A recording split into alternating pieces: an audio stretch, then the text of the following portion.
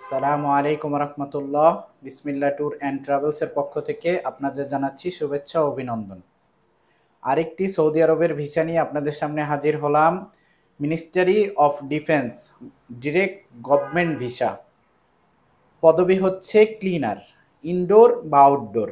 Salary পাবেন হচ্ছে 1190 real. থাকা খাওয়া আপনাকে কোম্পানি দেবে। 8 ঘন্টা ডিউটি প্লাস ওভার টাইম।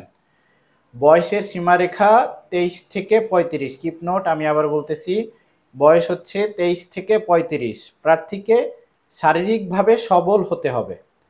পড়াশোনা যারা মোটামুটি পড়াশোনা জানতে হবে।